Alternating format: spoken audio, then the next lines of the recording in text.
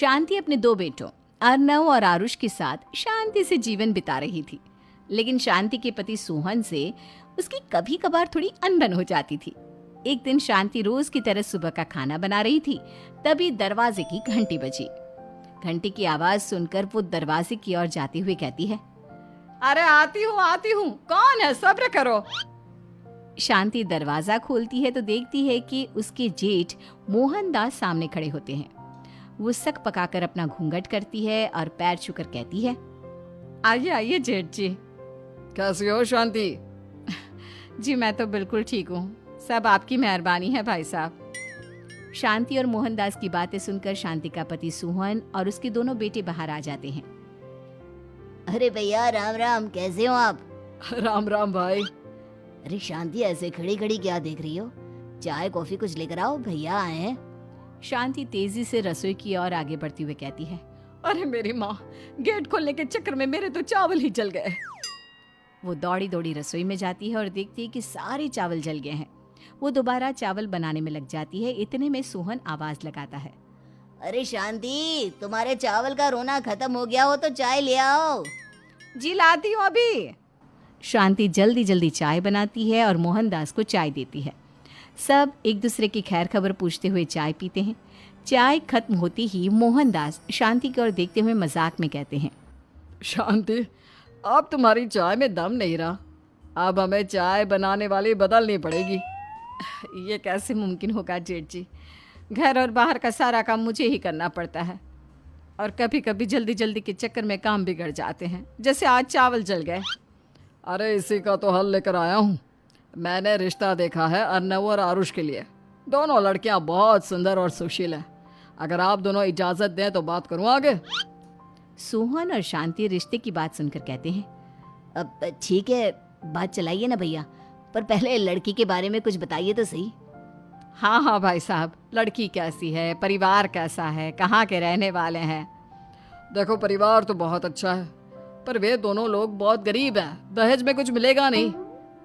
अरे हमें दहेज में कुछ चाहिए भी नहीं, बस लड़की संस्कारी होनी चाहिए। एक लड़की तो पढ़ी लिखी है और शहर की रहने वाली है, पर दूसरी अपनी गरीबी की वजह से पढ़ न सकी और गांव में रहती है। लेकिन दोनों है बहुत खूबसूरत। अगर तुम सबको देखते ही पसंद ना आ जाए तो मेरा नाम बदल देना। हाँ, पर तो हम आके मूंद कर भरोसा कर सकते हैं भैया।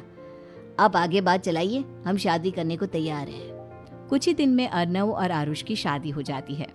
आरुष की शादी अनपढ़ लड़की मंजरी से हो जाती है, जो कि बहुत भोली भी होती है, और अर्नव की शादी पढ़ी लिखी लड़की तनुजा से हो जाती है, जो कि घमंडी और चालू होती है।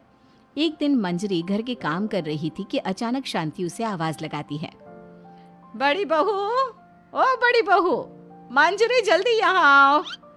मंजरी जल्दी जल्दी शांति के पास जाती है। बेटा मेरे पैर दबा दे, बहुत दर्द हो रहा है। जी माँ जी, बस बर्तन धोकर आती हूँ। अरे बैठ यहाँ, मेरे पैर में बहुत तेज दर्द हो रहा है। बर्तन छोटी बहू धो लेगी। मंजरी शांति के पैर दबाने लगती है तो शांति तनुजा को आवाज लगाती है, छोटी बहू, ओ छोटी बहू। तनुजा थोड़ी देर से आराम से चलकर आती है। जी माँ जी, आपने बुलाया मुझे? आपको कोई काम था क्या? तू कुछ काम कर रही है या? शांति की बात काटते हुए तनुजा बोलती है, कुछ नहीं माँ, फोन पर अपने घर पर बात कर रही थी। अरे बाद में बात करियो अपने घर वालों से, पहले जाके बर्तन धो ले। तनुजा मुंह बनाते हुए अपनी जेठानी की ओर देखती है और मन ही मन कहती है, ये महारानी वहाँ बैठी है, ये नहीं कि बर्तन धो ले। मैंने इतनी पढ़ाई बर्तन धोने के लिए की थी क्या? तनुजा दांत पीसकर वहां से चली जाती है। अगले दिन सब दफ्तर चले जाते हैं, तभी डाकिया चिट्ठी लाता है। शांति चिट्ठी लेकर मंजरी से कहती है, बड़ी बहू, जरा छोटी बहू को बुलाना, एक चिट्ठी आई है। मेरी तो आंखें कमजोर है तो मुझसे पढ़ा नहीं जाएगा।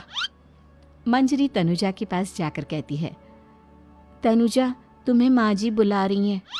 मुझ पर हुक्म मत चलाओ, काम बताओ काम। अरे मैंने तुम पर कहाँ हुक्म चलाया, और हुक्म चला भी दूंगी तो क्या हुआ? तुम तो मेरी छोटी बहन की तरह हो ना। तुम जैसी अनपढ़, जाहिल और गांव की गवार मेरी बहन नहीं हो सकती। बेचारी मंजरी तनुजा की बात सुनकर अपना सा मुंह लेकर रह गई।